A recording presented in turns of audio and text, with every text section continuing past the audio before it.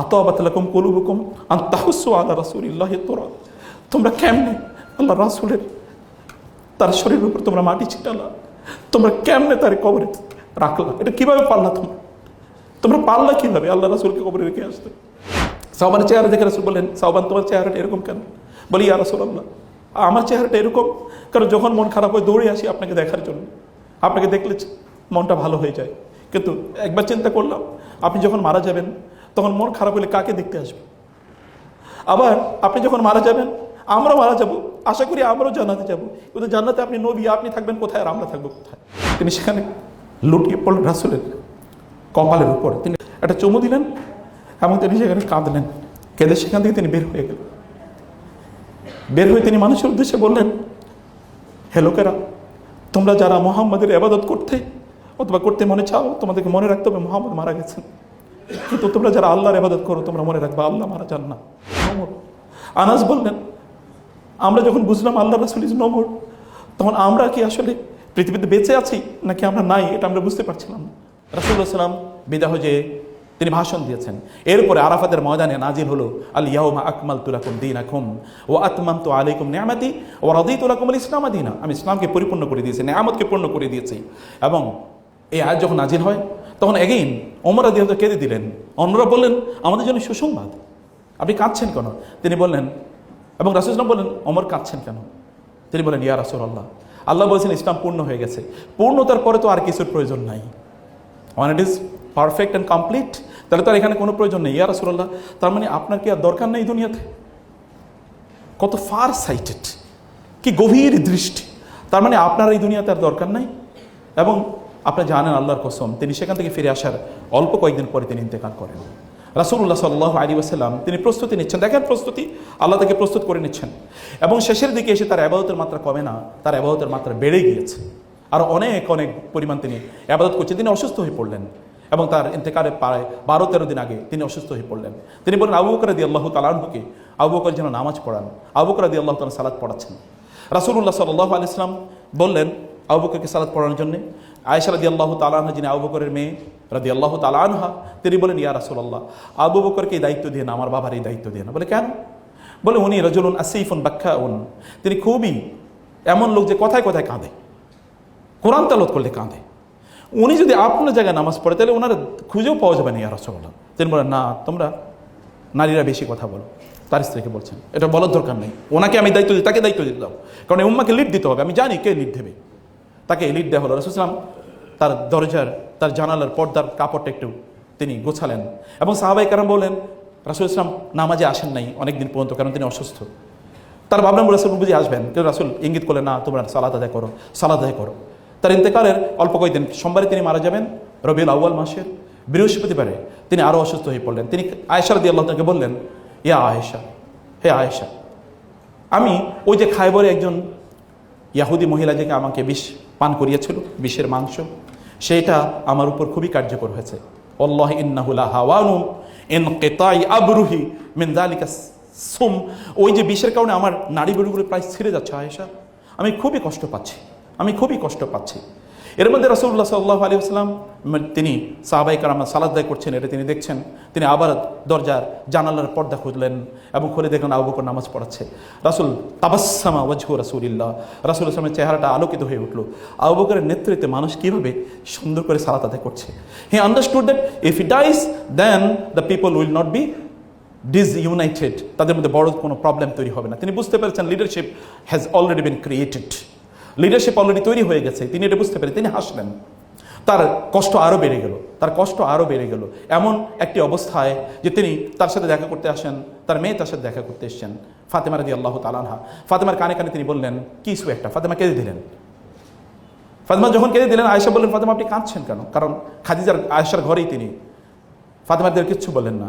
এরপর রাসূলুল্লাহ আবার তাকে ডাকলেন এবং ডেকে তার কানে কানে আবার কিছু বললে, এবার ফাতেমা রাদিয়াল্লাহু তাআলা হেসে দিলেন। এবার আয়েশা বলেন, আপনি একবার কাঁদলেন, একবার হাসলেন, ঘটনা কি? তিনি বলেন, এটা একটা সিক্রেট, আমি বলতে পারবো না, আমি একটা সিক্রেটে বলতে পারবো না। রাসূল সাল্লাল্লাহু আলাইহি ওয়াসাল্লাম ইন্তেকালের পর এরপরে আয়েশা রাদিয়াল্লাহু তাআলা ফাতেমাকে জিজ্ঞেস করলেন, ফাতেমা, রাসূল সাল্লাল্লাহু আলাইহি ওয়াসাল্লাম কি বলেছিল? আপনি একবার হাসলেন, একবার কাঁদলেন। তিনি বলেন, আমি কেঁদেছি যখন আল্লাহ রাসূল বলেছে, জিবরিল এসে মাত্র আমাকে বলে গেল আমি মারা যাব কিছুক্ষণ পর, এই কারণে আমি কেঁদেছি। বলে তারপরে হাসলেন কেন? বলে তিনি বলেছেন, রাসূল আসলাম বলেছেন, তার পরিবারের মধ্যে আমি সর্বপ্রথম তার সাথে সাক্ষাৎ করবো, মানে আমি পরিবারের মধ্যে সবার আগে মারা যাব। মৃত্যুর সংবাদ শুনে হাসে। একবার চিন্তা করে দেখেন তো, তার মৃত্যুর সংবাদ জিবরিল নিয়ে আসলেন, আপনাদের দেয়ালিকে আমি দেখে এসেছি। তার মৃত্যুর সংবাদ যখন এসছে তখন তিনি আল্লাহকে বলেছেন, মা আল্লাযীনা আনআমাল্লাহু আলাইহিম, হে আল্লাহ তুমি তাদের অন্তর্ভুক্ত আমাকে করো যাদের উপর তুমি নেয়ামত বর্ষণ করছো। হি ওয়াজ লাফিং, কষ্ট, প্রচন্ড কষ্ট, মৃত্যুর একটা যন্ত্রণা আছে। তিনি বলছেন ওয়াল্লাহি ইন্না লিল মাউতি লাসাকারাত, আল্লাহর কসম মৃত্যুর যন্ত্রণা আছে, অনেক যন্ত্রণা আছে। তিনি বলেছেন ফিল রাফিকিল আলা ইলার রাফিকিল আলা ইলার রাফিকিল আলা, আমি আমার বন্ধুর সাথে পরম বন্ধুর সাক্ষাতে যেতে চাই। যদি এখনই মৃত্যুর ফেরেশতা আপনার কাছে আসে এবং বলে, আপনি আসলে কি বলবেন? ইলার রাফিকিল আলা ইলার রাফিকিল আলা, আমার পরম বন্ধুর সাক্ষাতে আমি যেতে চাই, আমার পরম বন্ধুর সাক্ষাতে আমি যেতে চাই। এর মধ্যে রাসূল সাল্লাল্লাহু আলাইহি ওয়াসাল্লামের মৃত্যু হয়েছে এরকম গুঞ্জন শোনা গেল। ওমর রাদিয়াল্লাহু তাআলা আনহু, সাহাবায়ে কেরাম তাকে কেমন ভালোবাসতেন। ওমর রাদিয়াল্লাহু তাআলা সেখানে একটা নাঙ্গা তলোয়ার নিয়ে এসে বললেন, আল্লাহর কসম কেউ যদি বলে মুহাম্মদ মারা গেছে আমি তাকে হত্যা করে ফেলবো। আবু বকর রাদিয়াল্লাহু তাআলা আনহু এর মধ্যে তিনি শুনলেন রাসূল সাল্লাল্লাহু আলাইহি ওয়াসাল্লাম ইজ নো মোর, তিনি আসলেন দৌড়ে এবং তিনি ঘরে ঢুকলেন। ঘরে ঢোকার পর তারপরে তিনি দেখলেন যে আয়েশা রাদিয়াল্লাহু তাআলা আনহা তার কোলে রাসূল সাল্লাল্লাহু আলাইহি ওয়াসাল্লামের মাথাটি, তিনি রাসূল সাল্লাল্লাহু আলাইহি ওয়াসাল্লামের দিকে তাকালেন এবং দেখলেন সত্যিকারে তিনি মারা গেছেন সাল্লাল্লাহু আলাইহি ওয়াসাল্লাম। তিনি সেখানে লুটিয়ে পড়লেন রাসূলের কপালের উপর, তিনি একটা চুমু দিলেন এবং তিনি সেখানে কাঁদলেন। কেঁদে সেখান থেকে তিনি বের হয়ে গেলেন। বের হয়ে তিনি মানুষের উদ্দেশ্যে বললেন, হে লোকেরা, তোমরা যারা মুহাম্মাদের ইবাদত করতে অথবা করতে মনে চাও, তোমাদেরকে মনে রাখতে হবে মুহাম্মদ মারা গেছেন। কিন্তু তোমরা যারা আল্লাহর ইবাদত করো তোমরা মনে রাখবে আল্লাহ মারা যান না। ওয়া মা মুহাম্মাদুন ইল্লা রাসূল ক্বাদ খালাত মিন ক্বাবলিহির রুসুল আফা ইন মাতা আও কুতিলা ইনকালাবতুম আলা আ'কাবিকুম ওয়া মান ইয়ানকালিব আলা আ'কিবাইহি ফালাই, আল্লাহ সুবহানাহু ওয়া তাআলা বলেন যে মুহাম্মদ কেবল আল্লাহর একজন রাসূলই, তার পূর্বে তার অনেক রাসূল এসেছে। তিনি যদি মারা যান, যুদ্ধের ময়দানে তিনি নিহত হন, তাহলে কি তোমরা আগেই মতো সেই মূর্তি পূজার দিকে ফিরে যাবে, অগ্নি পূজার দিকে তোমরা ফিরে যাবে? আর কেউ যদি আল্লাহর ইবাদত না করে অন্য কারো ইবাদত করে, তাহলে সে আল্লাহর কোনো ফালাই ইয়াদুরুল্লাহ শাইয়া, সে আল্লাহর কোনো ক্ষতি সাধন করতে পারবে না। ওমর রাদিয়াল্লাহু আনহু বললেন, আল্লাহর কসম আমরা বুঝতে পেরেছিলাম এই আয়াত আমাদের মনে হলো যেন আগে কোনোদিন নাজিল হয়নি, এই আয়াত মনে হয় এখনই নাজিল হয়েছে। আমরা বুঝতে পারলাম আল্লাহ রাসূল ইজ নো মোর। আনাস বললেন, আমরা যখন বুঝলাম আল্লাহ রাসূল ইজ নো মোর, তখন আমরা কি আসলে পৃথিবীতে বেঁচে আছি নাকি আমরা নাই, এটা আমরা বুঝতে পারছিলাম না। আমরা কিছুই বুঝতে পারছিলাম না, বসে আছি, সামনে দিয়ে লোক যাচ্ছে, আমরা চিনতেও পারছিলাম না। কারণ রাসূলের সাথে আমাদের এঙ্গেজমেন্ট এমন একটা লেভেলের। সাওবান এসে বলেন, ইয়া রাসূলুল্লাহ, আপনি, সাওবানের চেহারা দেখে রাসূল বলেন, সাওবান তোমার চেহারাটা এরকম কেন? বলি, ইয়া রাসূলুল্লাহ, আমার চেহারাটা এরকম কারণ যখন মন খারাপ হয় দৌড়ে আসি আপনাকে দেখার জন্য, আপনাকে দেখলে মনটা ভালো হয়ে যায়। কিন্তু একবার চিন্তা করলাম আপনি যখন মারা যাবেন তখন মন খারাপ হলে কাকে দেখতে আসবে? আবার আপনি যখন মারা যাবেন আমরা মারা যাব, আশা করি আমরাও জান্নাতে যাব, কিন্তু জান্নাতে আপনি নবী, আপনি থাকবেন কোথায় আর আমরা থাকবো কোথায়? ইয়া রাসূলুল্লাহ, এই কারণে মন খুবই খারাপ, আপনাকে দেখব। রাসূল বললেন, ইয়া সাওবান আনতা মা মান আহবাবতা, তুমি যাকে ভালোবাসো, আলমারউ মা মান আহাব্বা, মানুষ যাকে ভালোবাসে সে জান্নাতে তার সাথেই থাকবে। সাহাবায়ে কেরামরা বললেন, এটা আমাদের জীবনের সবচেয়ে সেরা দিন ছিল, যেই দিন আমরা বুঝতে পারলাম পরম পাওয়া। এরকমভাবে তিনি মানুষের সাথে ইনভলভ ছিলেন। ফাতেমা রাদিয়াল্লাহু তাআলা আনহা, মানুষের রাসূলের মৃত্যু হলো, তাকে কবরস্থ করা হলো। আনাসকে বলেন, ইয়া আনাস আতাবাত লাকুম কুলুবুকুম আন তাহুসসু আলা রাসূলিল্লাহি তুরাব, তোমরা কেমনে আল্লাহ রাসূলের তার শরীরের উপর তোমরা মাটি ছিটালা, তোমরা কেমনে তার কবরে রাখলা? এটা কিভাবে পারলা? তোমরা পারলা কিভাবে আল্লাহ রাসূলকে কবরে রেখে আসতে? সম্মানিত ভাইয়েরা এবং বোনেরা, রাসূলুল্লাহ সাল্লাল্লাহু আলাইহি ওয়াসাল্লাম প্রত্যেকটা মুহূর্তে মৃত্যুর জন্য প্রস্তুতি নিয়েছেন এবং তার মৃত্যুর সময় তিনি কতগুলো কথা বলে গেছেন। আসসালাত আসসালাত ওয়া মা মালাকাত আইমানুকুম লাআনাল্লাহুল ইয়াহুদা ওয়ান নাসারা ইত্তাখাযু কুবুর আম্বিয়াহিম মাসাজিদা আল্লাহুম্মা লা তাজআল কবরি ওয়াসানান ইউবাদ, হে আল্লাহ আমার কবরটা যেন মানুষ ইবাদতের জায়গা না বানায়, এখানে যেন লোকেরা ইবাদত না করে, এটাকে যেন তার পূজা অর্চনার জায়গা যেন তারা না বানায়। হে আল্লাহ, তুমি আমার উম্মাকে আমার উপরে দেখে রেখো, আল্লাহুম্মা আনতা খলিফাতি আলা উম্মতি বাদি, হে আল্লাহ আমার উম্মাকে তুমি দেখে রেখো। তিনি উম্মার জন্য আপনাদের জন্য দোয়া করেছে, আল্লাহুম্মা উম্মতি উম্মতি, হে আল্লাহ আমার উম্মা আমার উম্মাকে তুমি দেখে রেখো আল্লাহ, আমার পরে তুমি আমার উম্মার দায়িত্বশীল আল্লাহ। এবং তিনি আল্লাহকে বলেছেন, আল্লাহ সুবহানাহু ওয়া তাআলার কাছে তিনি প্রার্থনা করেছে, আল্লাহ আমার উম্মাকে তুমি আমার পথভ্রষ্ট করে দিও না। তিনি বলেছেন আল্লাহ, তিনি মানুষকে লক্ষ্য করেছেন সলাত সলাত ওয়া মালাকাত আইমানুকুম, নামাজ নামাজ, হে আমার উম্মা, হে লোকেরা তোমরা নামাজকে ছেড়ে দিও না। নামাজ এটা হচ্ছে তোমাদের অক্সিজেন। তোমাদের শরীরের একটা অক্সিজেন যেমন প্রয়োজন আছে, তোমাদের রোহে, তোমাদের আত্মার, তোমাদের স্পিরিটের, তোমাদের মাইন্ডের একটা অক্সিজেনের প্রয়োজন আছে। তোমাদের শরীরের যেমন ফুড প্রয়োজন আছে, তোমাদের আত্মার ফুড প্রয়োজন আছে। শরীরকে অনেক বেশি প্রাধান্য দিও না। তোমার আত্মা যদি মরে যায় তাহলে তোমার শরীর তোমাকে কোনোদিন বাঁচাতে পারবে না। আত্মা মানুষের জন্য সবচেয়ে ইম্পর্টেন্ট প্রপার্টি। এটাকে মেরে ফেলার কোনো প্রয়োজন নেই। এটাকে আপনি কেবল বাঁচিয়ে রাখতে পারেন, কেবল বাঁচিয়ে রাখতে পারেন, কেবল বাঁচিয়ে রাখতে পারেন স্পিরিচুয়াল মেডিসিনের মাধ্যমে। ফিজিক্যাল মেডিসিন কেবল আপনার শরীরকে বাঁচাবে, কিন্তু you need much more spiritual medicine. আপনার অনেক অনেক বেশি মেডিসিন প্রয়োজন হয়, আত্মার মেডিসিন। আপনি অসুস্থ, আপনার সামনে প্রচুর খাবার আছে, আপনি খাবার দেখলে ইউ উইল ফিল ভমিটিং, আপনার তখন খাবার খেতেও মনে চাইবে না, ওগুলো দেখলে আপনি বিরক্ত লাগবে। আপনার আত্মা যদি মরে যায় তখন শরীর থেকে কেবল দুর্গন্ধ বের হবে, কেবল তাই বের হবে। প্রিয় বোনেরা, আমরা আপনাদেরকে বলবো যে আপনারা, এটাই আমার নসিহত, যে আপনাদের নিজেদেরকে এমন মানুষ তৈরি করেন যে মানুষ মানব জাতিকে তৈরি করবে, মানব জাতিকে নির্মাণ করবে। প্রত্যেকটা সেকেন্ড আপনি হিসাব করুন আপনি কোথায় কাটাচ্ছেন। এটা কি আপনাকে আপনার লক্ষ্যে এগিয়ে দিচ্ছে? এটা কি আপনাকে আপনার লক্ষ্যে এগিয়ে দিচ্ছে? এটা কি আপনাকে সফলদের কাতারে অন্তর্ভুক্ত করছে? এটা কি আপনাকে সত্যিকার অর্থে এমন মানুষে পরিণত করছে যিনি কেবলমাত্র এই ওয়ার্ল্ডলি প্লেজারের জন্য বেঁচে থাকেন না? এই দুনিয়া কে পায় না বলেন তো? চোর, বাটপার, ডাকাত, লুটেরা, মানুষ হত্যাকারী, তারাও দুনিয়া পাচ্ছে, আপনি দুনিয়া পাচ্ছেন। What is the difference between you and them? আপনার মূল ডিফারেন্স কই? এই ডিফারেন্স আপনাকে অবশ্যই তৈরি করতে হবে। এই ডিফারেন্স আপনাকে তৈরি করতে হবে এই কাজের মাধ্যমে। এই কাজের মাধ্যমে ফেরেশতারা যখন আপনার কাছে আসবে, ফেরেশতারা এসে যেন আপনার মৃত্যুর সময় আপনাকে বলে যে হে প্রশান্ত, ইয়া আইয়াতুহান নাফসুল মুতমাইন্নাহ ইরজিই ইলা রাব্বিকি রাদিয়াতাম মারদিয়া ফাদখুলি ফি ইবাদি ওয়াদখুলি জান্নাতি। ফেরেশতা যেন আপনাকে বলে হে প্রশান্ত আত্মা, তোমরা তোমাদের রবের দিকে ফিরে আসো। আপনাকে যেন এলিট ক্লাসের মানুষের মতো ফেরেশতারা ট্রিট করে, আপনার নিজকে এলিট স্ট্যাটাসে নিয়ে যান। অ্যাগেইন লাস্ট নসিহত যেটা করি, নিজের উপর জুলুম করেন না প্লিজ, নিজের উপর জুলুম করেন না।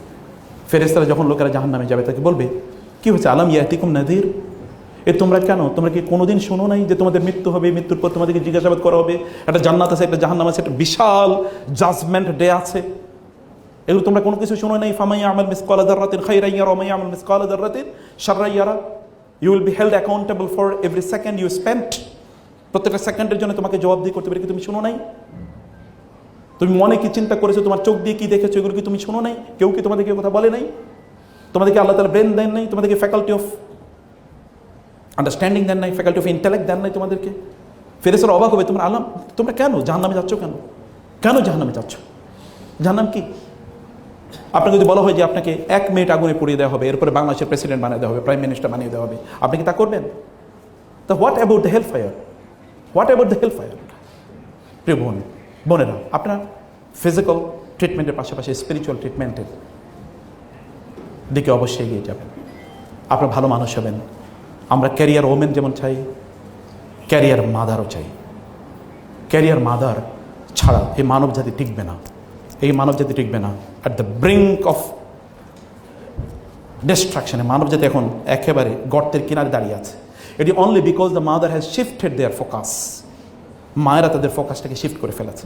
আপনারা কমপক্ষে সিলেট উইমেন্স মেডিকেল কলেজের বোনেরা আপনার ক্যারিয়ার ডক্টর হবেন অ্যান্ড ক্যারিয়ার মাদার হবেন। Do this too. আল্লাহ এই পাওয়ার আপনাদেরকে দিয়েছেন।